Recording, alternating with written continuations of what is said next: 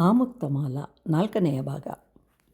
ಶ್ರೀ ಕೃಷ್ಣದೇವರಾಯರು ಬರೆದ ಆಮುಕ್ತಮಾಲಾ ಕಾವ್ಯವು ಬಹಳ ಸೊಗಸಾಗಿದೆ.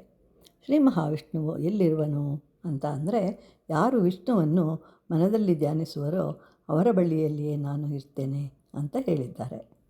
ಯಾಕೆ ಅಂತಂದರೆ, ನಿಶ್ಚಲವಾದ ಮನಸ್ಸು ಅಂದರೆ ಮುತ್ತುಗಳು, ಅವುಗಳನ್ನು ಹಾರವಾಗಿ ಧರಿಸುವನು. ಲಕ್ಷ್ಮೀದೇವಿಯು ಕ್ಷೀರ ಸಮುದ್ರದಲ್ಲಿ ಜನಿಸಿದಳು. ಆದರೆ ಆ ಸಮುದ್ರದಲ್ಲಿ ಮೊಸಳೆಗಳೂ ಇರುತ್ತವೆ.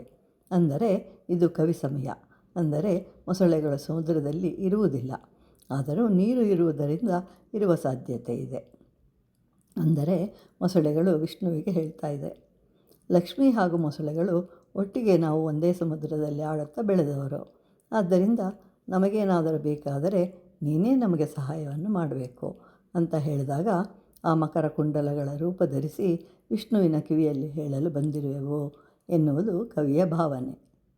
ಗೋದಾದೇವಿಯು ಪರಮಾತ್ಮನನ್ನು ಸೇರಲು ಕಾತರದಿಂದ ಕಾಯ್ತಾ ಇರ್ತಾಳೆ. ಹಾಗೆಯೇ ನಿಟ್ಟುಸಿರು ಬಿಡ್ತಾ ಇರ್ತಾಳೆ. ಆಗ ಅಲ್ಲಿಯೇ ಇದ್ದ ಒಣಗಿದ ಆಲದ ಮರದ ಎಲೆಗಳು 11 ಸಾಲಾಗಿ ಬಿದ್ದಿದ್ದವು. ಅವುಗಳನ್ನು ಕೆಲವು ಕ್ರಿಮಿಗಳು ತಿಂದಿದ್ದವು. ಆಗ ಅಲ್ಲಿಯ ಅಕ್ಷರಗಳು ಏರ್ಪಟ್ಟವು. ಬ್ರಹ್ಮರಾಕ್ಷಸನಿರುವನು ಜಾಗ್ರತೆ ಎಂದು ಬರೆದಿತ್ತು. ಆದ್ದರಿಂದ ದಾರಿ ತಪ್ಪಿರುವೆ ಅಂತ ತಿಳ್ಕೊಂಡು ಸರಿಯಾದ ದಾರಿ ಬೇರೆ ಇದೆ ಅನ್ನೋದು ತಿಳಿಯುತ್ತದೆ. ಅದರಲ್ಲಿ ಹಣ್ಣುಗಳಿದ್ದವು. ಅವು ದಾರಿಹೋಕನ ಪ್ರಾಣವನ್ನು ಕಾಪಾಡಿದ್ದರಿಂದ ಆ ಪುಣ್ಯದ ಫಲವೇ ಈ ಹಣ್ಣುಗಳು ಎನ್ನುವುದು ಕವಿಯ ಭಾವನೆ.